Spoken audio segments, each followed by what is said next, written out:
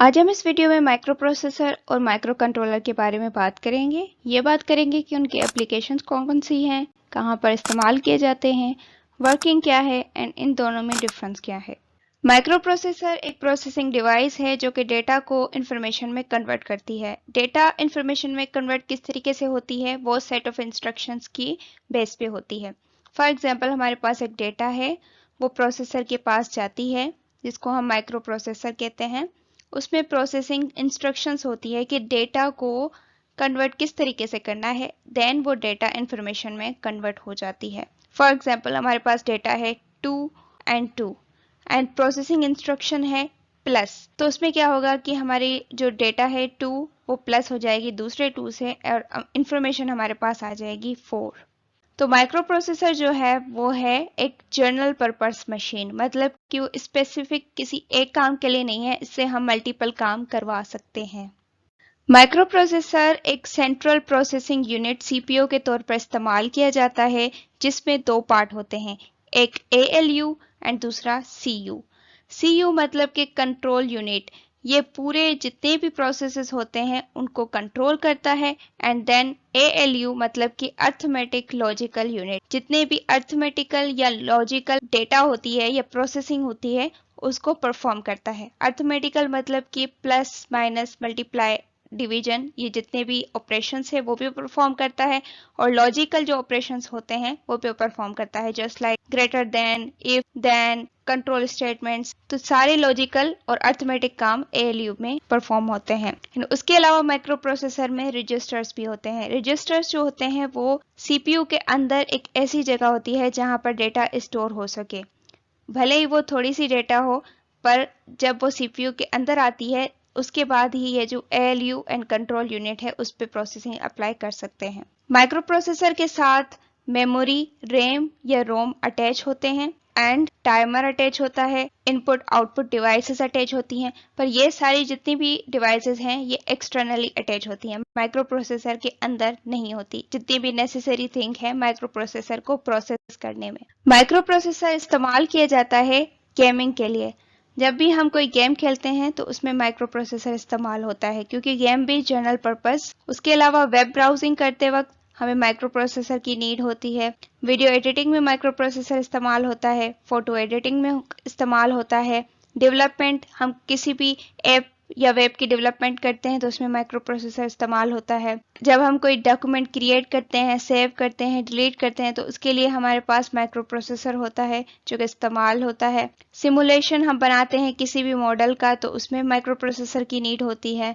Mathematical कोई calculation करनी है तो उसमें हमारी माइक्रो प्रोसेसर की नीड होती है, क्योंकि ये सारे जो टास्क हैं ये जनरल पर्पस टास्क हैं। और जब भी हमें जनरल पर्पस टास्क इस्तेमाल करना होता है तो हम माइक्रो प्रोसेसर इस्तेमाल करते हैं। अगर हम माइक्रो प्रोसेसर की एप्लीकेशंस की बात करें तो पर्सनल कंप्यूटर्स में माइक्रो प्रोसेसर होता है। जो हमारे कंप्यूटर पीसी होते हैं उनमें माइक्रो प्रोसेसर होता है, और जैसे कि हमारे पीसी जनरल पर्पस हैं तो इसीलिए उसमें माइक्रो प्रोसेसर होता है और वही हमारी डेटा को प्रोसेस करता है। लैपटॉप्स भी सेम, उसमें भी माइक्रो प्रोसेसर होता है। स्मार्टफोन्स में भी होता है। गेमिंग कंसोल डिवाइसेस जो होती हैं उनमें भी माइक्रो प्रोसेसर मौजूद होता है। स्मार्ट सिटी, जैसे कि हमारे पास फॉर एग्जांपल एक सिटी है जिसमें सारे जो काम हैं, ट्रैफिक लाइट्स हैं, कैमरास हैं, सारे स्मार्ट हैं, सारे डिजिटल हैं, तो उसमें भी माइक्रो प्रोसेसर इस्तेमाल होगा। स्मार्ट टेलीविजन में माइक्रो प्रोसेसर इस्तेमाल होता है। मिलिट्री की एप्लीकेशंस में माइक्रो प्रोसेसर इस्तेमाल होता है। डिफेंस सिस्टम में, एंड देन जनरल सर्वर्स जो होते हैं डेटा को स्टोर करने के लिए, सर्विस प्रोवाइड करने के लिए, तो उनमें भी माइक्रो प्रोसेसर इस्तेमाल होते हैं। एंड जो नेटवर्क के अप्लायंसेस होते हैं उनमें भी माइक्रो प्रोसेसर इस्तेमाल होते हैं, जैसे कि राउटर्स, स्विचेस एंड मॉडेम्स में। यहाँ पर जो स्मार्टफोन्स हैं उसमें जो है माइक्रो प्रोसेसर के अलावा माइक्रो कंट्रोलर भी इस्तेमाल होता है, जो कि हम लास्ट में डिस्कस करेंगे। अब अगर हम बात करें माइक्रो कंट्रोलर की, तो माइक्रो कंट्रोलर एक इलेक्ट्रॉनिक सिस्टम होता है जो कि प्रोसेसिंग एलिमेंट के साथ कंसिस्ट होता है। उसमें small memory, RAM, ROM, EP ROM, IO ports, input output devices के जो पोर्ट्स हैं वो सारे सिंगल चिप में होते हैं। इसकी डेफिनेशन से ही हमें पता चल रहा है कि ये एक स्मॉल सर्किट या इलेक्ट्रॉनिक सिस्टम है। माइक्रो कंट्रोलर में ये सारी चीजें होती हैं, जैसे कि सीपीयू जैसे होता है, कंट्रोल यूनिट, एएलयू, रजिस्टर्स, और उसके साथ साथ मेमोरी, इनपुट आउटपुट, टाइम, ये सारी चीजें जो है मौजूद होती हैं। पर एक ही चिप में मौजूद होती हैं, एक ही जगह पर होती हैं। माइक्रो कंट्रोलर जो है वो टाइनी रिजेम्बलेंस रखता है माइक्रो प्रोसेसर के साथ या माइक्रो कंप्यूटर के साथ, पर ये क्वाइट सिंपल होता है, स्मॉल होता है और इसकी जो कॉस्ट होती है वो लो कॉस्ट होती है बाकी इलेक्ट्रॉनिक डिवाइसेस से, जो कि काफ़ी सारे इलेक्ट्रॉनिक एप्लायंसेस में इस्तेमाल किया जाता है मेन फंक्शनिंग डिवाइसेस में। जैसे कि कुछ ऐसे स्पेसिफिक पर्पस डिवाइसेस होती हैं उसमें ये इस्तेमाल किया जाता है, क्योंकि ये एम्बेडेड या स्पेशल पर्पस मशीन है। हम किसी भी एम्बेडेड सिस्टम में इसको इस्तेमाल कर सकते हैं, किसी ऐसी मशीन में इसको इस्तेमाल कर सकते हैं जिसका एक ही पर्पस हो, जो मशीन सिर्फ एक ही काम करती हो। माइक्रो कंट्रोलर की अगर हम एप्लीकेशंस की बात करें तो वो CD, DVD players, microwave oven, smart watches, MP3 player, washing machines, digital cameras, sensors, तो ये सारी जितनी भी चीज़ें हैं ये सिंगल पर्पस जो है डिवाइसेस हैं, इनमें एक ही काम होता है, तो इसमें हम माइक्रो कंट्रोलर इस्तेमाल करते हैं। जैसे कि सिक्योरिटी अलार्म्स हो गए, स्मार्टफोन्स हो गई, ऑटोमोबाइल्स हो गई, and keyboard controllers, motors, IoT devices, remote controls, electronic thermostat, fitness trackers, health monitors, blood glucose testing, logging system, robotics, insulin pumps, तो जितनी भी डिवाइसेस आप देखें कि उसमें एक ही पर्पस हो रहा है, एक ही काम हो रहा है, तो आप वहां पर कह सकते हैं कि वो एक इलेक्ट्रॉनिक डिवाइस माइक्रो कंट्रोलर को इस्तेमाल कर रही है। स्मार्टफोन और ऑटोमोबाइल्स जो हैं ये थोड़े से कॉम्प्लेक्स हैं, तो जिसको हम लास्ट में डिस्कस करेंगे। माइक्रो प्रोसेसर और माइक्रो कंट्रोलर में अगर हम डिफरेंस की बात करें तो माइक्रो प्रोसेसर जो है वो एक प्रोसेसर होता है जिसमें मेमोरी, IO डिवाइसेस, जितने भी कंपोनेंट्स होते हैं वो एक्सटर्नली कनेक्टेड होते हैं। वो खुद माइक्रो प्रोसेसर अलग होता है और बाकी जो डिवाइसेस हैं वो अलग उसके साथ कनेक्टेड होते हैं, पर माइक्रो कंट्रोलर में ऐसा नहीं होता। माइक्रो कंट्रोलर डिवाइस होती है जिसमें मेमोरी और IO कंपोनेंट्स जो है वो इंटरनली कनेक्टेड होते हैं। माइक्रो प्रोसेसर जो है वो जनरल पर्पस कंप्यूटिंग है। जैसे कि हमारे पास कंप्यूटर है, PC है, तो उसमें हम गेम भी खेल सकते हैं, उसमें हम वेबसाइट भी चला सकते हैं, उसमें हम पावर पॉइंट भी चला सकते हैं, हम उसको एज सिंपल अपने डॉक्यूमेंट क्रिएट करने के लिए भी चला सकते हैं, तो ये जनरल पर्पस कंप्यूटिंग के लिए इस्तेमाल किया जाता है। पर जो माइक्रो कंट्रोलर है वो स्पेसिफिक एप्लीकेशन के लिए इस्तेमाल किया जाता है एम्बेडेड सिस्टम्स में। जैसे कि माइक्रोवेव ओवन है तो उसको हम खाना गर्म करने के लिए इस्तेमाल करते हैं, बाकी उसका कोई ऑप्शन नहीं है, तो इसमें जो है माइक्रो कंट्रोलर इस्तेमाल किया जाता है।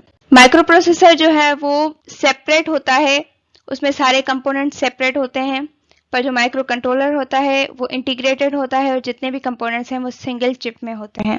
माइक्रो प्रोसेसर जो है वो एक्सटर्नल मेमोरी पर रिलाई करता है, मतलब कि उसके अंदर मेमोरी नहीं होती, एक्सटर्नली वो काम लेता है मेमोरी से। पर जो माइक्रो कंट्रोलर होता है उसके चिप पे मेमोरी का जो प्रोग्राम है और डेटा स्टोरेज का प्रोग्राम उसके चिप पे ही होता है।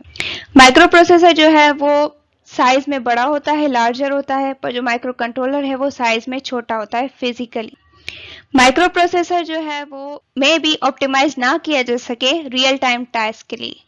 जैसे कि हमारी स्मार्ट टीवी, हम उसको ओपन करेंगे तो ओपन होगी, हम उसको जो है क्लोज करेंगे तो क्लोज होगी, वो हमारे ऊपर डिपेंड करती है। पर अगर हम माइक्रो कंट्रोलर की बात करें तो वो हम रियल टाइम ऑपरेशंस के लिए इस्तेमाल कर सकते हैं। जैसे कि अलार्म्स हो गए, सिक्योरिटी अलार्म्स होते हैं, वो 24 आवर्स होते हैं और हमें बताते हैं कि अगर कोई फायर लग गई है या कोई ऐसा मसला हो गया है तो वो अलार्म जो है वो बीप करते हैं और हमें अलर्ट करते हैं, तो वो रियल टाइम एप्लीकेशंस में इस्तेमाल किए जा सकते हैं। तो micro controller is use for real time operations. Micro processor वो उसका सर्किट थोड़ा सा कॉम्प्लेक्स होता है क्योंकि उसमें एक्सटर्नल कनेक्शंस होते हैं, क्योंकि सारी जो मेमोरी है, IO डिवाइसेस हैं या बाकी भी जितनी डिवाइसेस के साथ कनेक्टेड हैं वो एक्सटर्नली होती हैं, तो वो थोड़ा सा कॉम्प्लेक्स होता है। पर जो माइक्रो कंट्रोलर है उसके जितने भी कंपोनेंट्स हैं वो सिंगल चिप में होते हैं, मेमोरी भी सेम होती है, तो इसीलिए इसका सर्किट थोड़ा सा लेस कॉम्प्लेक्स है। माइक्रो प्रोसेसर जो है उसमें कम नंबर ऑफ रजिस्टर्स होते हैं, उसमें जो डेटा की नीड होती है बहुत कम पड़ती है, क्योंकि एक डेटा को प्रोसेस करता है, फिर आउटपुट देता है, फिर उसके बाद दूसरे डेटा लेता है, तो इसीलिए अगर माइक्रो प्रोसेसर में 3 रजिस्टर्स होंगे तो माइक्रो कंट्रोलर जो है उसमें ज़्यादा रजिस्टर की ज़रूरत होगी।